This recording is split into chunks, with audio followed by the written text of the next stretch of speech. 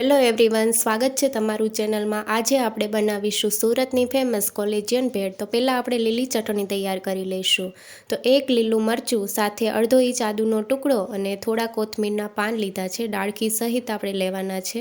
2 ચમચી સિંગદાણા ઉમેરશું, સ્વાદ પ્રમાણે મીઠું અને ગળપણ માટે 1 ચમચી ખાંડ ઉમેરવાની છે। ખટાશ માટે આપણે લીંબુનો રસ ઉમેરશું।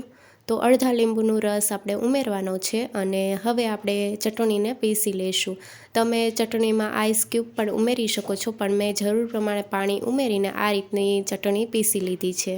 તો ગ્રીન ચટણી તૈયાર થઈ ગઈ છે। હવે આપણે મીઠી ચટણી બનાવી લઈશું। તો 2 ચમચી ખાંડ અને 1/4 કપથી થોડું ઓછું પાણી ઉમેર્યું છે। પાણી આપણે હલકું ગરમ લેવાનું છે અને આ રીતે મિક્સ કરી લેવાનું છે, જેથી ખાંડ ઝડપથી પીગળી જશે।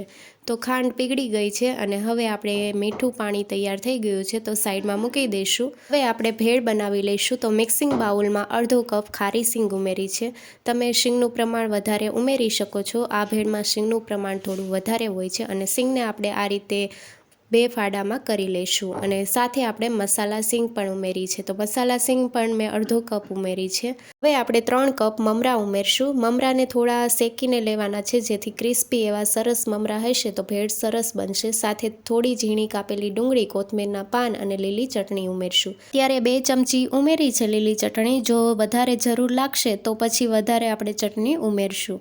સાથે આપણે ગળ્યું પાણી ઉમેરશું। તો ગળ્યું પાણી મેં 2 ચમચી ઉમેર્યું છે અને લીંબુનો રસ ઉમેરશું અને હવે આપણે સ્વાદ પ્રમાણે મીઠું ઉમેરશું। મીઠું આપણે લીલી ચટણીમાં પણ ઉમેર્યું છે, એટલે સ્વાદ પ્રમાણે ઉમેરશું। સાથે ઝીણી સેવ ઉમેરીને મિક્સ કરી લઈશું। તો લીલી ચટણી જો ઓછી લાગે તો પછી આપણે ઉમેરશું અને આ રીતે મિક્સ કરી લઈશું। આ રીતે ભેળને આપણે થોડી ઝડપથી મિક્સ કરવાનું છે, જેથી મમરા થોડા પોચા ન થઈ જાય એ માટે। તો આ રીતે મેં મિક્સ કરી લીધી છે ભેળને અને સરસ એવો ગ્રીન કલર આવ્યો છે। હવે આપણે એક પ્લેટમાં કાઢી લઈશું। સુરતની ફેમસ કોલેજિયન ભેળ તૈયાર છે। ઉપરથી આપણે ઝીણી કાપેલી ડુંગળી ઉમેરશું, સાથે મસાલા સિંગ, કોથમીરના પાન અને ઝીણી સેવથી આપણે સર્વ કરીશું। નવી રેસીપી જોવા માટે ચેનલને લાઇક, શેર અને સબસ્ક્રાઈબ કરો। Thank you for watching.